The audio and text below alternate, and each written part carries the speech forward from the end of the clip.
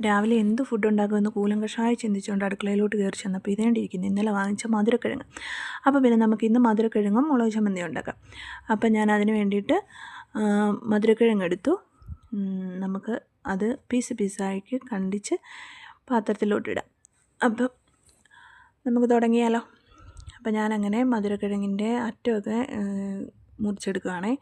നല്ല കട്ടിയുണ്ട്, കണ്ടില്ലേ, മുറിക്കാൻ എനിക്ക് പറ്റുന്നില്ല. പക്ഷേ ഞാനും മധുരക്കിഴങ്ങും കൂടെ അവിടെ ഒരു പിടിവലി തന്നെ നടത്തിയാൽ ഞാൻ ജയിച്ച അവസാനം. അങ്ങനെ ആവശ്യത്തിനുള്ള മധുരക്കിഴങ്ങ് ഞാൻ മുറിച്ച് പാത്രത്തിലോട്ട് ഇടുവാണേ.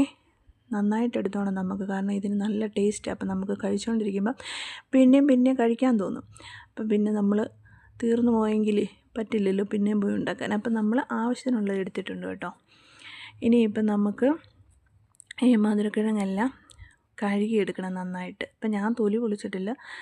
വെന്ത് കഴിയുമ്പം നല്ല എളുപ്പമാണല്ലോ പൊളിക്കാൻ വേണ്ടിയിട്ട്. നിങ്ങളും അങ്ങനെ ആയിരിക്കും അല്ലേ. അപ്പം ഞങ്ങൾ ഇന്നലെ ആക്ച്വലി പള്ളിയിൽ പോയപ്പോഴത്തേനും കപ്പ വാങ്ങിക്കാൻ പോയേ. അപ്പോഴത്തേനും അവിടെ ആണെങ്കിൽ കപ്പയില്ല. അപ്പോൾ എനിക്കാണെങ്കിൽ അങ്ങ് സങ്കടം വന്നു. പിന്നെ എൻ്റെ സങ്കടം മാറ്റാൻ വേണ്ടി ചേട്ടായി ഇത് വാങ്ങിച്ചിട്ട് വന്നു.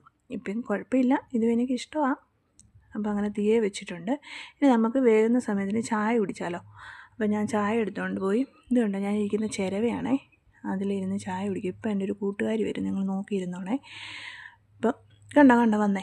കുറച്ച് നേരം അവളിരിക്കത്തുള്ളൂ, എന്നിട്ട് പെട്ടെന്ന് അങ്ങ് പോകും. അപ്പം നമ്മൾ അവൾ പോയതുകൊണ്ട് ഇനി ആ വിഷമത്തിൽ നമുക്ക് അങ്ങോട്ട് മുളക് ചമ്മന്തി ഉണ്ടാക്കാം. അങ്ങനെ മുളക് ചമ്മന്തിക്ക് വേണ്ടിയിട്ടുള്ള വറ്റൽമുളക്, ഉള്ളി, പിന്നെ ഒരു പുളി, അതും കൂടെ ഞാൻ എണ്ണയ്ക്കകത്തിട്ടിട്ട് നന്നായിട്ട് ചൂടാക്കി എടുക്കുന്നുണ്ട്. ഇനി നമുക്ക് മിക്സിയുടെ ജാറിലിട്ടിട്ട് ഉപ്പും കൂടെ വെച്ച് അരച്ചെടുക്കണേ.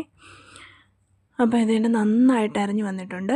അപ്പോൾ ആ സമയം കൊണ്ട് നമ്മൾ ഇത് വെന്തോന്ന് നോക്കിയപ്പോഴത്തേനും നന്നായിട്ട് വെന്ത് വന്നിട്ടുണ്ട് കേട്ടോ. ഇനിയിപ്പോൾ അതിൻ്റെ വെള്ളം ഊറ്റിക്കളയണം. ആവി വന്നിട്ട് എൻ്റെ കൈ പൊള്ളി. കണ്ടോ, സൂപ്പറായിട്ട് വെന്ത് വന്നിട്ടുണ്ട്. തൊലിയൊക്കെ നന്നായിട്ട് വെന്ത്. അപ്പോൾ ഞാൻ പാത്രത്തിലാക്കിയിട്ടുണ്ട് കേട്ടോ. അപ്പോൾ എല്ലാവരും വായോ, ഓടി വാ, നമുക്ക് കഴിക്കായിരുന്നു. അത് നല്ലതെന്ന് പറയുന്നുണ്ട് മുന്നോട്ട്. അപ്പം നല്ല ടേസ്റ്റ് ഉണ്ട്.